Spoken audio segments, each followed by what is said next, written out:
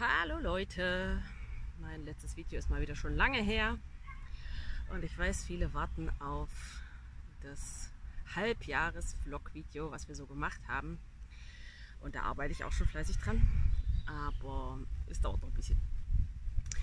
Aber zur Feier des Tages dachte ich, heute ist der 15. Juli, mache ich mal ein Halbjahres-Update von unserer Kezia. Unsere Kezia ist nämlich heute ein halbes Jahr alt. So schnell geht das. Und da war auch genug zu tun die ganze Zeit, weshalb meine Videos recht rar geworden sind. Ganz genau, so ist das halt, wenn man 9 Kinder hat. Dann, ja, dann müssen bestimmte Sachen ein bisschen warten. Die Kezia ist schon ziemlich gut dabei.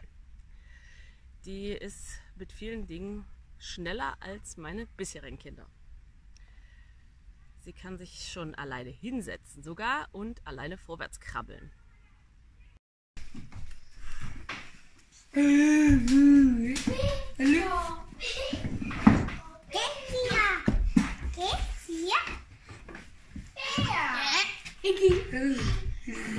wie hast du dich hingesetzt? Und jetzt hast du dich hingesetzt!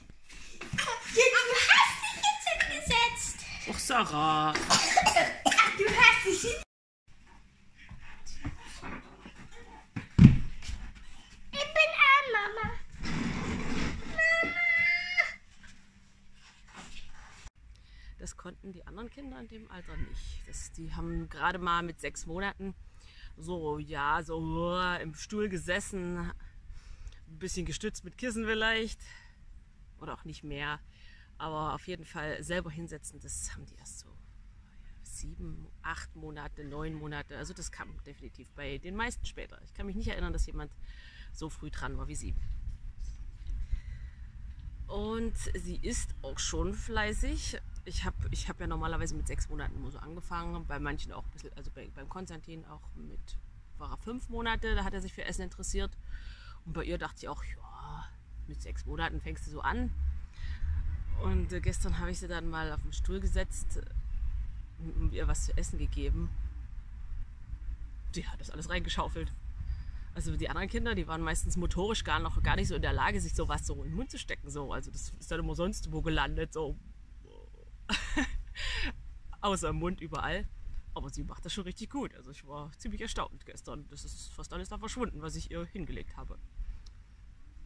Wie viele Jahre alt warst du, als ich noch ein Baby war?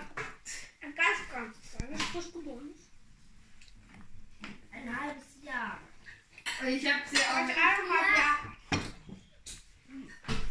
sehr jetzt stehen. Noch Ich glaube, vorgestern oder so habe ich sie ja. Eineinhalb.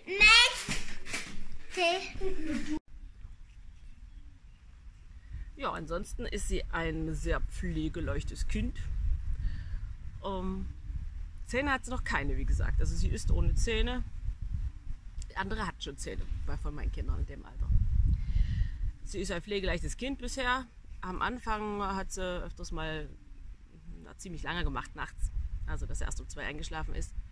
Aber dann schläft sie auch gut durch. Also sie wacht irgendwann mal auf zum Stillen. Oder nein, sie wacht nicht wirklich auf. Sie will dann stillen und schläft dann sofort weiter.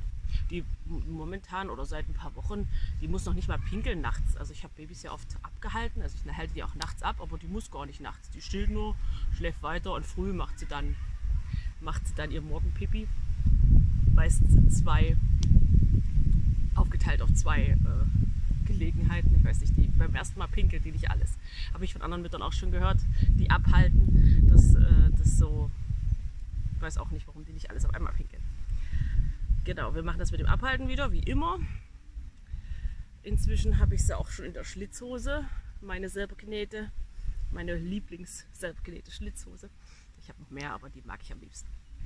Vor allem, wenn sie jetzt auf dem Boden krabbelt, da ist es ja doch recht kühl, da mag ich das gern, wenn die dann auch eine Hose anhat. Und durch den Schlitz kann ich das gut mit dem Abhalten machen. Ich habe auch wieder meine Abhaltewindeln. Da sieht man sie, es ist so eine Wollüberhose, die ich so aufklappe. Und dann ist es mit dem Abhalten kein Problem. Und ich mag Bodies, die halten das Ganze. Ja, und so mache ich das jetzt auch wieder, wie bei den anderen Kindern auch. Die Wäsche hält sich da in Grenzen. Das Kaka geht ja meistens in den Topf. Und das Pipi mal in die Windel und mal nicht. Ja.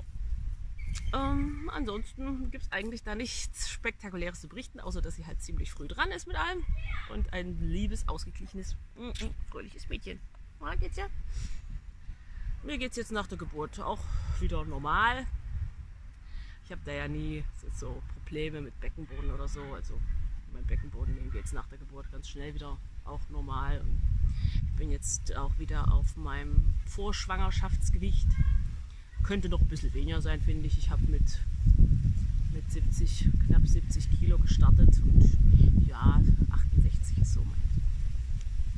Hätte ich eigentlich auch lieber. Mein Mann mag nicht, wenn ich zu mager werde, dann sehe ich so nicht so gut aus im Gesicht. Aber ja, es ist alles so, wie ich das mag. Momentan geht es mir gut in meinem Körper. Krampfadern, die sieht man natürlich zum Teil noch. Hat man auch vorher schon gesehen. Die habe ich ja schon seit einigen Schwangerschaften. Wenn ich die Regel kriege am ersten Tag, habe ich jetzt schon zweimal wieder gehabt.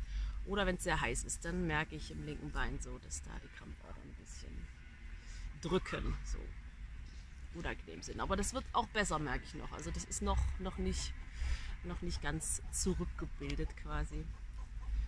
Das hoffe ich, dass das noch besser wird. Ich mache mir da aber Sorgen, weil in der Schwangerschaft sind meine Krampfadern, die sehen furchtbar aus. Das ganze linke Bein sieht dann halb blau aus, weil sich das so staut überall. Und, aber danach verschwindet das, also dann sieht man es fast nicht mehr. Also kaum noch, muss man schon ein bisschen genauer hingucken. Ja, Krampfadern sind immer so mein Thema. Ansonsten machen Schwangerschaften mir zum Glück nicht so viel aus. Ja, sonst habe ich, glaube ich, alles auf meiner Liste schon erzählt. Das sollte auch kein ewig langes Update werden hier. Ich setze mich, wie gesagt, noch ein paar Tage an mein, was wir so gemacht haben im ersten halben Jahr dieses Jahres Video. Und das kommt dann auch die Tage. Ja, ich wünsche euch noch einen schönen Sommer. Und ich gucke mal, wie ich das mit meinen Videos und Updates so schaffe. Es ist einfach so viel zu tun. Und es macht doch Spaß. Also der Garten gibt gerade ganze Menge her. Ich habe dieses Jahr Gurken angebaut und Tomaten habe ich und ich habe Zucchinis und ich habe Kohl verschiedenen. Wir haben gestern Blumenkohl, Brokkoli mit aus dem Garten zum Essen gehabt. Das ist schon toll. Das schmeckt auch gut. Und dieses Jahr läuft es auch viel besser als letztes Jahr. Letztes Jahr hatte ich nur Kürbis und Kapuzinerkresse quasi. Und dieses Jahr ist es schon besser. Ich habe dieses Jahr auf viele verschiedene Pflanzenarten gesetzt und das zahlt sich aus. Letztes Jahr habe ich irgendwie nur auf Kartoffeln gesetzt und da kam dann nichts. Naja, ein bisschen was anderes auch, aber das kam auch alles nicht. Naja, letztes Jahr war kein gutes Gartenjahr. Aber dieses Jahr ist gut bei uns. Und die Hühner brüten auch wieder. Ich habe dieses Jahr schon 3 Glucken gehabt, aber der Erfolg war da schlecht. Also von 3 Glucken, die gebrütet haben, habe ich nur 3 Küken übrig. Das ist so viel zwischendurch schief gegangen. Aber jetzt sitzen wieder 3 Glucken. Also neue Chance. Jetzt versuche ich manche Fehler nicht mehr zu machen oder es besser zu machen. Und mal gucken, ob wir noch ein paar mehr Küken kriegen dieses Jahr. Ja, also es läuft viel im Garten und im Haus. Und, aber ab und zu denke ich auch an euch bei YouTube. Tschüss!